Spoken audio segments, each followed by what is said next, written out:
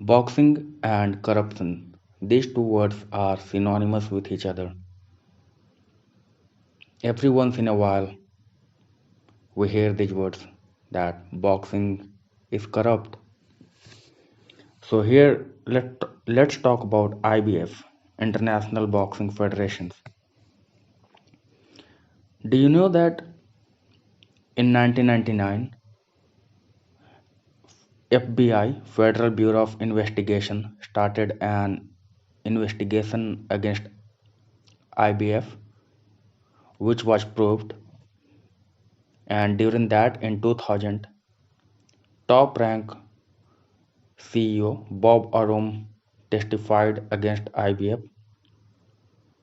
and he said that he paid $100,000 to boxing IBF Boxing Federation through their middleman, and for that Bob Arum was also fined $125,000 by Nevada Commission. So these are the proved facts.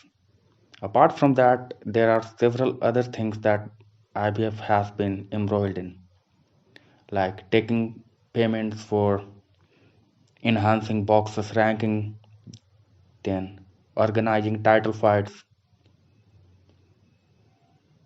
But most important of that is they have stripped a lot of champions without any reasons. And IBF is not alone in these things.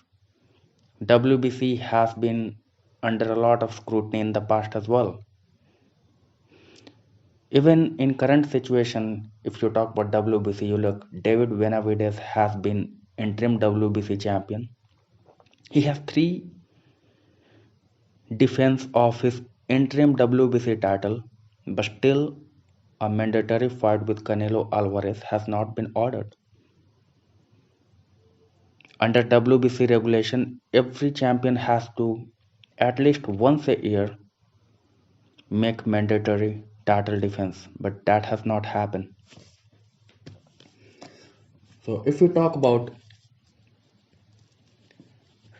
suspicious stripping of fighters from their championship title, we don't have to look very far. IBF stripped Jai Opetaia, who was their cruiserweight champion. Even though that guy is one of the most active fighter, he was out for an year due to an injury, but since he returned, he fought two times.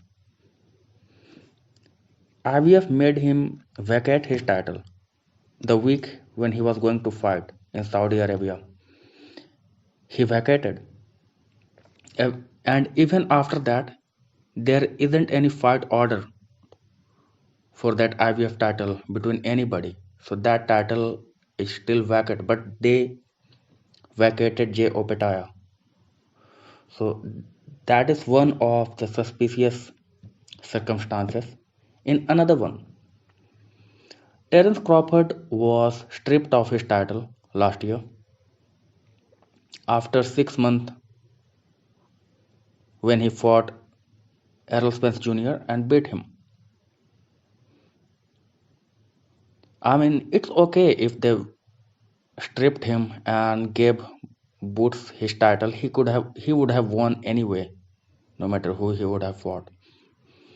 But they did not even ask him for a mandatory defense. If IBF would have reached out to Terence Crawford and asked that we are ordering Jaron Ennis for as your mandatory challenger and you have to defend it in this month or that month. If Terence said no, I can't because I am under rematch clause with Errol Spence Jr., so I'm locked. If in that case they would have stripped him, that was okay. If Crawford would have dropped the belt on his own, that was perfect. But they did not. They decided to just strip him anyway. Yeah, there have not been any another federal investigation or any other charges in recent time in this decade, in the past decade after 2010 as well, but that doesn't mean that corruption does not exist. IVF has also been known as violation of a lot of conflict of interest, which can be related to other organizations as well, like Mauricio Suleiman playing gambling with Canelo Alvarez before the week of his fight. So it's not very far fetched. If you look at their history, their federal charges of racketeering, that these things are still happening today.